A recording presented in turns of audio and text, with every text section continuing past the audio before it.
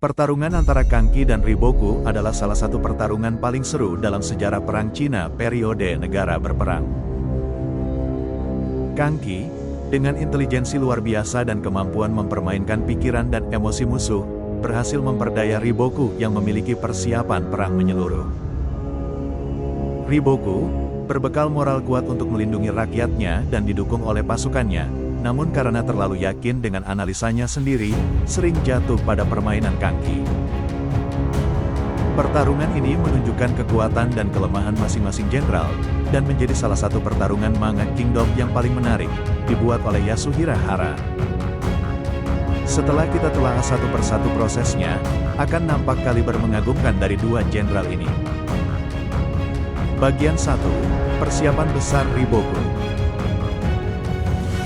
Persiapan Riboku terdiri atas paling sedikit 4 hal. Pertama, pertarungan di Atsuyo.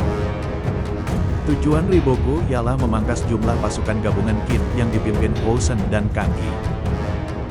Untuk itu dia menempatkan sisa pasukan Kocho dan keluarga dari 100.000 tawanan yang dibantai Kang Qi. Didorong oleh dendam mendalam mereka pada Kang Qi, pasukan itu mampu bertarung dengan luar biasa, hingga titik dengan berani dan tegas mengorbankan diri sendiri sembari membawa musuh menuju kematian bersama mereka. Taktik itu begitu efektif sehingga jumlah korban pasukan Qin menjadi 3 kali lipat lebih besar daripada perkiraan pasukan Qin. Kedua, sergapan di tebing Roumu.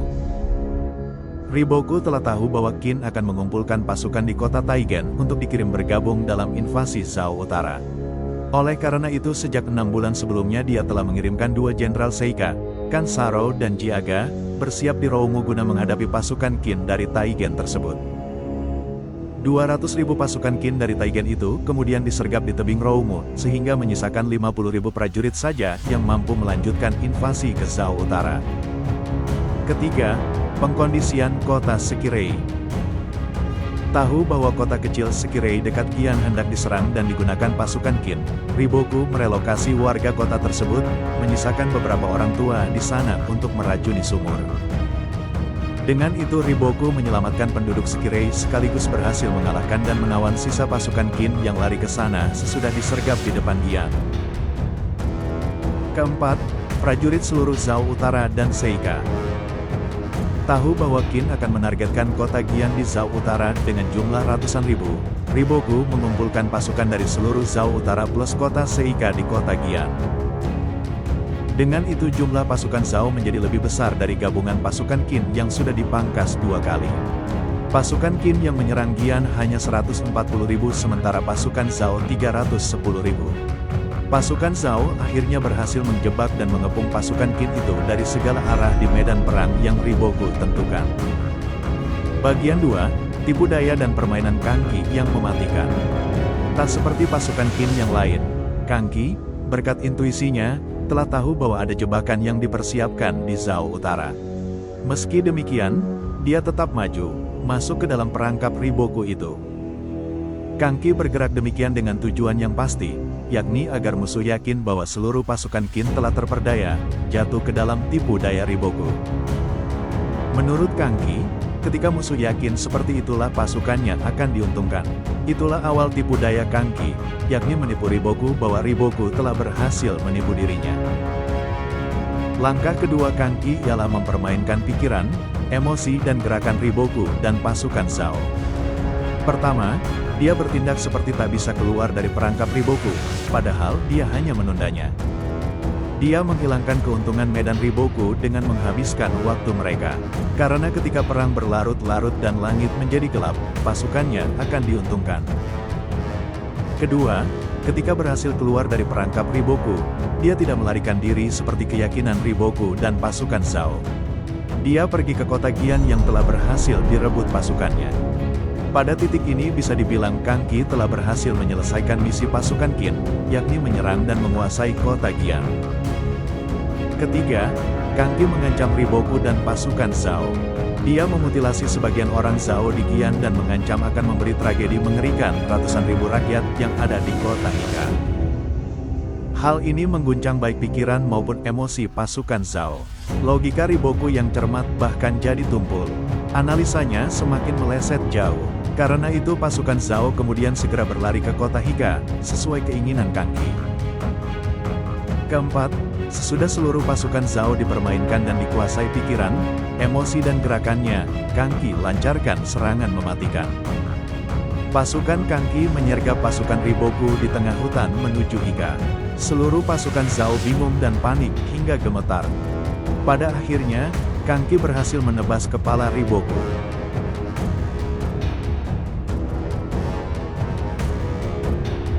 Bagian 3, Pertahanan Riboku.